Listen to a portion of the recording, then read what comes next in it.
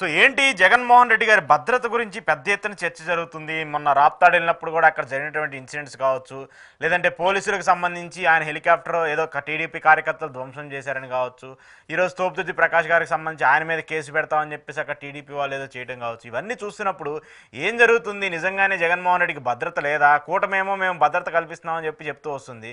అలాంటి పరిస్థితులు ఉన్నాయా ఆంధ్రప్రదేశ్లో? సార్, అనంతపురంలో గడిచిన 5 సంవత్సరాల్లో ఒక్క పొలిటికల్ మర్డర్ కూడా జరగలేదు సార్. ఓకే. 2014 నుంచి 19 మధ్యలో ఎన్ని పొలిటికల్ మర్డర్స్ జరిగాయో ఎంపీపీలని జెడ్పీటీసీని కూడా నరికి చంపారు ఎంపీడీఓ ఆఫీస్ లో. అయినా సరే ప్రతీకారేచ్ఛగా ఒక్క పొలిటికల్ మర్డర్ కూడా జరగలేదు.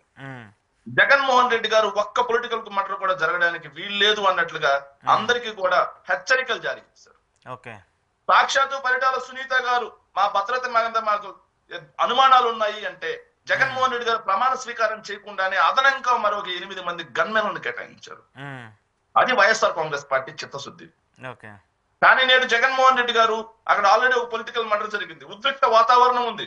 జగన్మోహన్ రెడ్డి గారు అక్కడికి పరామర్శకు వెళ్తున్నారంటే అనంతపురం జిల్లా వ్యాప్తంగానే కాకుండా రాయలసీమలో ఉన్నటువంటి జగన్మోహన్ రెడ్డి గారి అభిమానులు, వైఎస్ఆర్ కాంగ్రెస్ పార్టీ అభిమానులు కడుపు మండిపోయి ఉన్నారు సార్.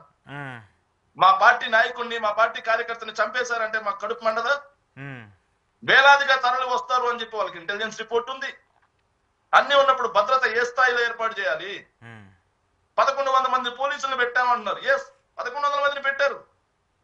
కానీ వాళ్ళలో 900 మంది ఎన్ఎస్ కోట దగ్గర, అదేవిధంగా రాఫ్తాడు దగ్గర, అదేవిధంగా చెన్నై కొత్తపల్లి దగ్గర ఇక్కడ మొత్తం బారికేట్లు ఏర్పాటు చేసి రోడ్ల మీద నుంచి వచ్చే జనాలను ఆపడానికి పెట్టారు. కానీ జగన్మోహన్ రెడ్డి గారు హెలికాప్టర్ దగ్గరగా ఎంతమందిని పెట్టారో తెలుసా సార్? వేలాది మంది హెలికాప్టర్ దగ్గరికి తరలి వస్తే 30 మంది పోలీసులు. మీరు డ్రోన్ విజువల్స్ చూడండి, పచ్చబద్దాలు మాట్లాడతారు. మళ్ళీ 300 మంది పోలీసులు పెట్టామని చెప్పేసి మీకు అక్కడ ఎక్కడైనా పోలీసులు కనిపించారా? 30-20 మందికి మించి మీరు చెప్పండి ఒక జర్నలిస్ట్ గా. ఎక్కడైనా కనిపించారా? ఏ వీడియో 200-300 మంది పోలీసులు? లేదు లేదు లేదు. సో ఇది ఎలా ఉందంటే జగన్మోహన్ రెడ్డి గారికి భద్రత తగ్గించాలి, భద్రతా వైఫల్యం పేరుతో జగన్మోహన్ రెడ్డి గారి మీద కుట్ర చేసి మళ్ళీ ఆయన అంతమొందించాలి అని చెప్పేసి రాక్షసులు పండుతున్నటువంటి కుట్రండి.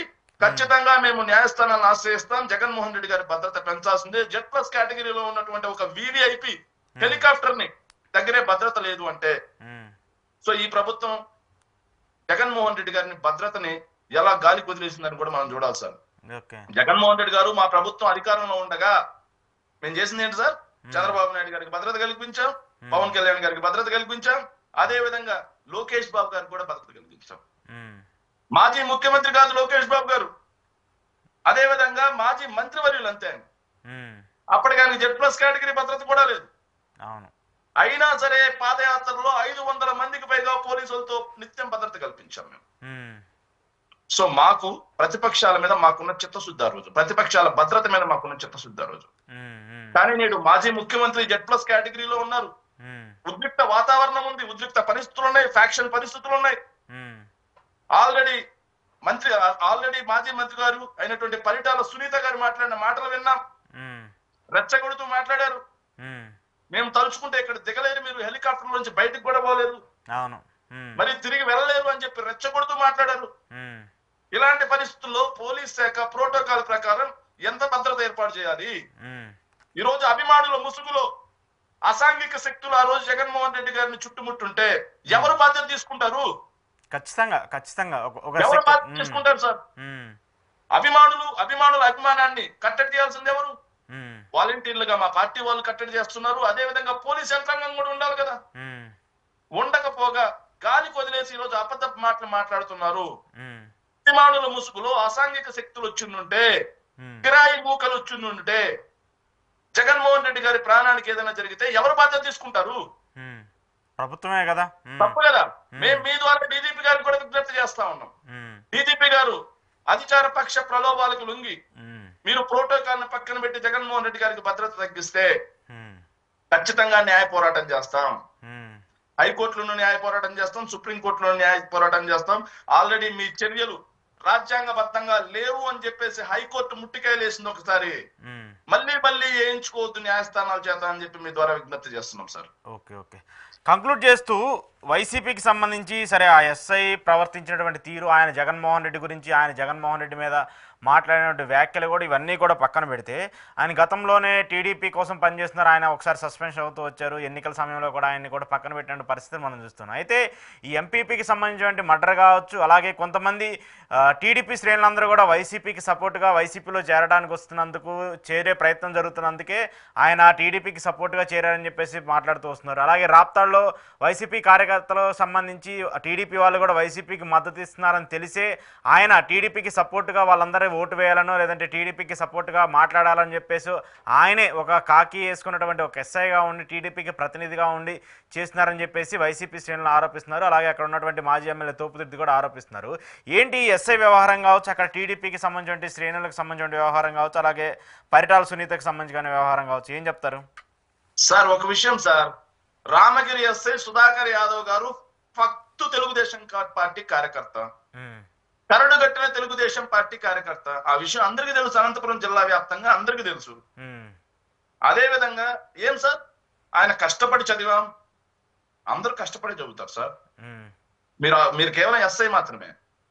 ఐపీఎస్ అయినటువంటి అధికారులను కూడా బూతులు తిట్టాడు చంద్రబాబు నాయుడు గారు. ఐపీఎస్ అధికారులను కూడా బూతులు తిట్టారు మీ పార్టీ ఏదైతే ఇప్పుడు